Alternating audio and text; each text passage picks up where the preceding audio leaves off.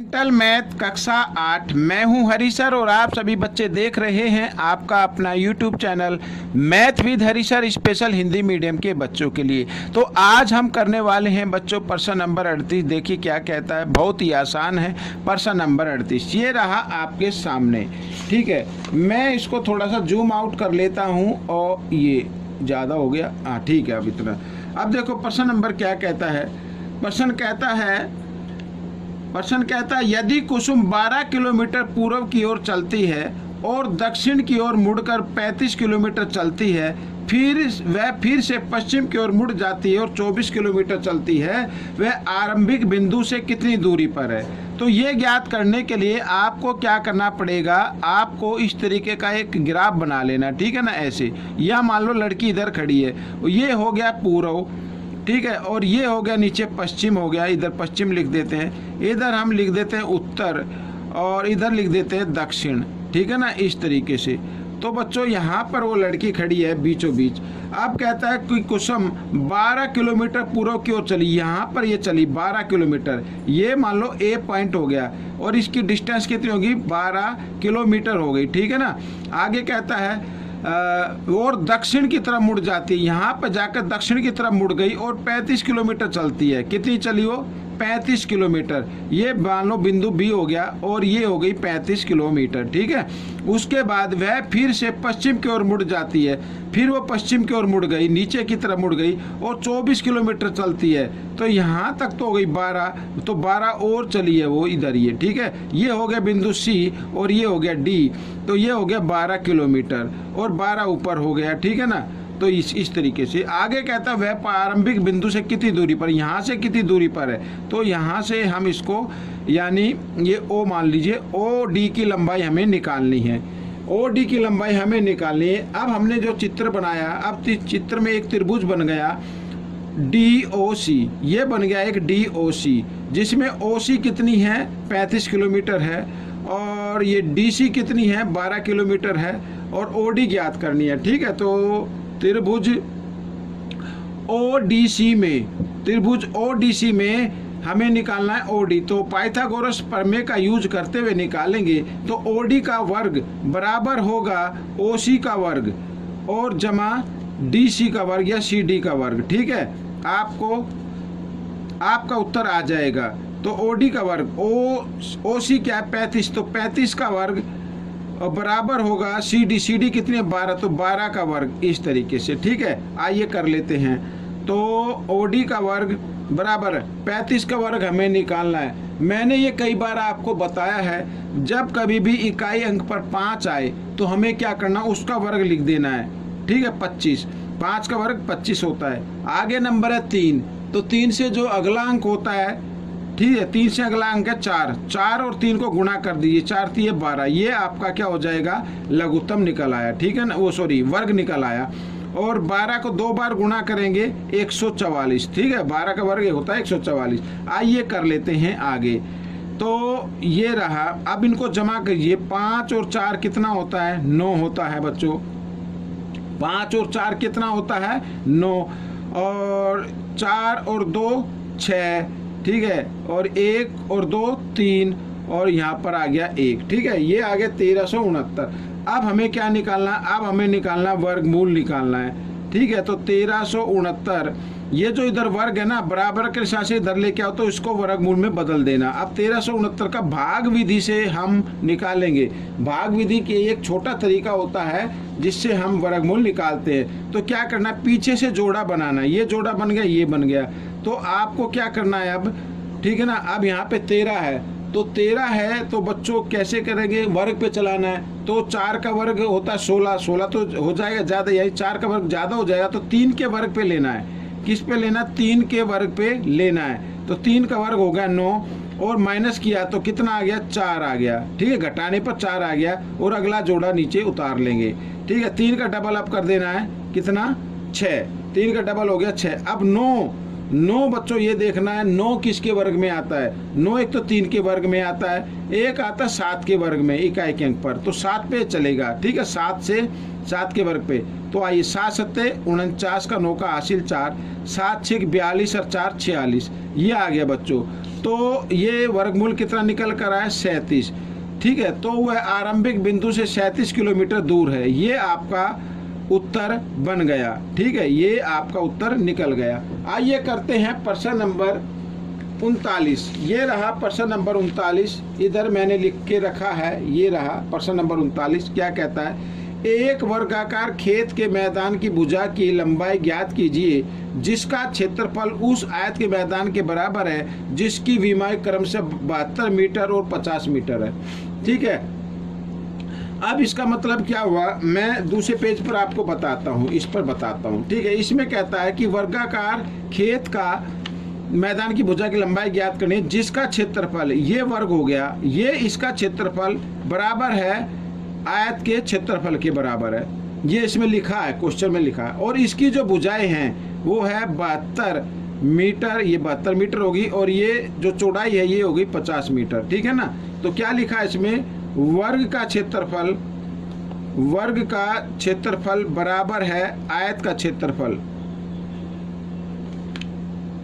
आयत का क्षेत्रफल, ठीक है। वर्ग का क्षेत्रफल हमें निकालना है, और आयत का क्षेत्रफल क्या होता है बच्चों, लंबाई गुणा चौड़ाई होता है, लंबाई गुणा चौड़ाई। तो लंबाई कितनी है 72 और चौड़ाई कितनी है 50। तो आइए इनको गुणा कर लेते हैं, 0 की 0, 5 दूनी 10, 10 की पे 0, हासिल 1, 5 सत्ते 35 और 1 36। ये वर्ग का क्षेत्रफल आ गया, क्या आ गया, वर्ग का क्षेत्रफल आ गया ये, ठीक है। वर्ग की भुजा की लंबाई ज्ञात करनी है, माना वर्ग की भुजा की लंबाई हम इस तरीके से निकालेंगे, माना वर्ग की भुजा की लंबाई, माना वर्ग की भुजा की लंबाई कितनी है बच्चों, x मीटर मान लीजिए, ये x मीटर मान लेते हैं, क्षेत्रफल आया मीटर वर्ग लिख देना इसको, ठीक है, मीटर वर्ग ऐसे, या आगे लिख सकते हो वर्ग मीटर, कोई दिक्कत नहीं है। तो x मीटर आ गई। अगर हम वर्ग का क्षेत्रफल निकाले, वर्ग का क्षेत्रफल, क्योंकि क्षेत्रफल दिया हुआ इसी से निकालेंगे, वर्ग का क्षेत्रफल निकाले तो भुजा गुणा भुजा होता है या भुजा की घात 2 होता है, ठीक है, ये आ गया। लेकिन दिया हुआ क्षेत्रफल कितना है वो भी हम लिख लेते हैं, लेकिन दिया हुआ क्षेत्रफल, दिया हुआ का मतलब है कि जो क्षेत्रफल इसमें कहा है ये रहा, ठीक है, 3600 वर्ग मीटर। तो हमारा तो निकला है x का वर्ग, दिया हुआ है 3600, तो दोनों को हमें क्या कर देना, बराबर रख देना इस तरीके से, ठीक है। अब क्या करेंगे, अब 3600 का वर्गमूल निकालना है। कैसे, ये जो इधर वर्ग होता है बराबर के निशान से इधर आएगा तो वर्गमूल में बदल देना है। तो 3600 का वर्गमूल कितना होता है बच्चों, 3600 का वर्गमूल होगा 60, ठीक है। तो 60 मीटर आ गई। वर्ग की भुजा की लंबाई कितनी आ गई, 60 मीटर। तो ये आपका प्रश्न हल हो गया। आइए करते हैं प्रश्न नंबर 40। ये रहा आपके सामने प्रश्न नंबर 40, बहुत ही आसान है बच्चों ये भी। प्रश्न नंबर 40 देखो, यहाँ पर वर्गमूल के निशान के नीचे संख्या लिखी हुई है, साथ ही भाग का निशान है, और इधर फिर वर्गमूल 16/81 लिखा हुआ है। तो हम क्या करेंगे, हम सबसे पहले इसका वर्गमूल निकालेंगे, ठीक है ना। आइए, इससे पहले जो संख्या लिखी है उसे हम यूं का यूं लिखते हैं। तो 10 जमा वर्गमूल ये 25 और जमा वर्गमूल 108 जमा वर्गमूल 154 और 225 का वर्गमूल होता है बच्चों 15, ठीक है ना। ये थोड़ा सा आगे मैं बढ़ा लेता हूँ। और ये मैंने आपको कहा है कि कम से कम 20 तक तो आपको याद होना चाहिए। भाग का निशान, अब 16 का वर्गमूल भी निकाल लेते हैं, होता है 4, और 81 का वर्गमूल होता है बच्चों 9, ठीक है, ये लिख दिया। अब इन दोनों को जमा कीजिए, तो जमा करने पर कितना आएगा बच्चों, 169 हो जाएगा। आइए कर लेते हैं, कितना हो गया, 169 हो गया। और 169 का वर्गमूल कितना होगा, 13 होगा, ये याद रखना, ठीक है ना। तो आइए करते हैं, तो 10 जमा वर्गमूल, ठीक है, 25 और जमा वर्गमूल 108, और यहाँ पर जमा कितना हो गया, 169 हो गया ना। और 169 का वर्गमूल निकालेंगे तो कितना आएगा, 13 आएगा। तो इधर मैं 13 लिख देता हूँ, और जमा 4/9, ठीक है ना, इस तरीके से। अब इन दोनों को जमा करना है, अब इन दोनों को जमा करना है तो कितना आ जाएगा, 121 आ जाएगा। इधर जमा कर लीजिए, 108 और 13 121 होता है। 121 का वर्गमूल निकालेंगे क्योंकि वर्गमूल के नीचे है, तो कितना आएगा, 11 आएगा। तो इसकी जगह क्या लिखना है, 11 लिखना है। आइए कर लेते हैं, तो 10 जमा वर्गमूल यहाँ पर 25 और जमा कितना आ गया 11 आ गया बच्चों, कितना आया 11 आ गया। ठीक है, इनको जमा करने पर 121 बनता है, 121 का वर्गमूल 11 आ गया। और भाग का निशाना बदल दो गुणा में और नीचे की संख्या ऊपर, ऊपर की नीचे, इस तरीके से करना है। अब 25 जमा 11 कितना होता है 36 होता है। 36 का वर्गमूल कितना होगा 6 होगा। ठीक है, तो इसकी जगह क्या लिखना 6 लिखना है। ये देखिए 10 जमा 6 कितना हो गया 16 हो गया और गुणा का निशान और 9/4। ठीक है, आइए आगे कर लेते हैं। तो 10 और 6 16 हो गया ना। 16 का वर्गमूल कितना होता है 4 और गुणा 9/4। 4 से 4 कट गया तो 9 आपका उत्तर आ गया। ठीक है, आइए करते हैं प्रश्न नंबर 41। प्रश्न नंबर 41 क्या कहता है? प्रश्न नंबर 41 कहता है एक हॉल की क्षमता 2704 सीटों की है। यदि पंक्तियों की संख्या प्रत्येक पंक्ति में सीटों की संख्या के बराबर है तो प्रत्येक पंक्ति में सीटों की संख्या बताओ। बच्चों या तो पंक्तियों की संख्या ज्ञात करो या पंक्तियों में कितनी सीटें हैं उनकी संख्या ज्ञात करो, दोनों का आंसर सेम आएगा। कहने का मतलब है अगर मान लीजिए एक पंक्ति में, यहाँ पर एक पंक्ति में कितनी है 4 हैं, 4 चेयर है, तो इसका मतलब 4 ही पंक्तियां होंगी। तो क्या होंगी 4 ही पंक्तियां होंगी इस तरीके से। अगर एक पंक्ति में 5 चेयर हैं तो इसका मतलब 5 ही पंक्तियां होंगी। 1 2 3 4, एक पंक्ति और हो जाएगी। ठीक है, तो अब ये क्या बन गया भाई, इधर भी 5 इधर भी 5, इधर भी 5 इधर भी 5, तो ये वर्ग बन गया। हमें निकालना है वर्गमूल। क्या निकालना है वर्गमूल। ठीक है, तो सीधा निकाल दीजिए 2704 का वर्गमूल आपको निकालना है। और निकालना किस तरीके से है, 2704 का वर्गमूल भाग विधि से निकालना है।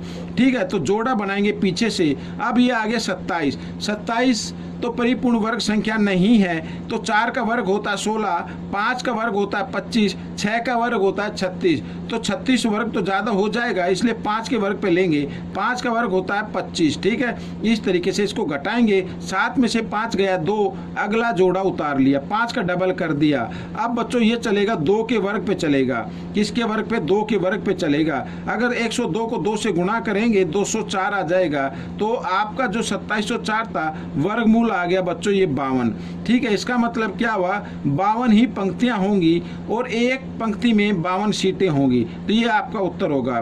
पंक्तियों में सीटों की संख्या कितनी है 52 है। आइए करते हैं प्रश्न नंबर 42। प्रश्न नंबर 42 क्या कहता है 0 और 550 के बीच कितनी पूर्ण वर्ग संख्याएं हैं। 0 और 550 के बीच, इसका मतलब इसके बीच में संख्याएं हैं और आखिरी संख्या है 550। हमें ना तो ये गिनना है ना ये गिनना है, इनके बीच की संख्या निकालनी है। अब बच्चों इनके बीच की संख्या निकालनी है तो कैसे करेंगे, तो आपको मैं बताता हूँ। इससे पहला नंबर आता है 500, कितना आता है 49 आता है। ठीक है, अब ये भी परिपूर्ण वर्ग संख्या नहीं है, तो इससे कम लेना है, कम लेना है तो कम पे चलाना है। तो भाग विधि से आप क्या कीजिए, इसका वर्गमूल निकाल लीजिए। ठीक है ना भाई, इससे पहले ये संख्या आएगी ना, तो आपको क्या करना है, यहाँ पर ये संख्या आएगी तो इसका क्या निकालना भाई, ये संख्या तो आपको लेनी नहीं है। 1 2 ये यहाँ से गिनना है। अब ऐसे गिनेंगे भाई, 1 का वर्ग 1 होता है, 2 का वर्ग 4 होता है।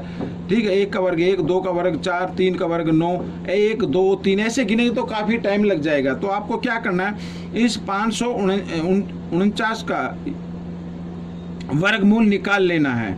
ठीक है ना, तो भाग विधि से पीछे से जोड़ा बनाया, आगे 5 बचा, तो आइए निकाल लेते हैं। तो 2 के वर्ग पे चलेगा बच्चों, 2 का वर्ग पे चलेगा तो यहाँ पर 2 दूनी कितना आ जाएगा 4 आ जाएगा, 1 और 49। ठीक है, अब यहाँ 1 का डबल कर दिया 4। अब हमें लेना है बच्चों, किस पर लेना है 3 पर लेना। 4 पर तो ज़्यादा हो, 4 चौक 16, 3 पर लेते हैं, 3 के वर्ग पे।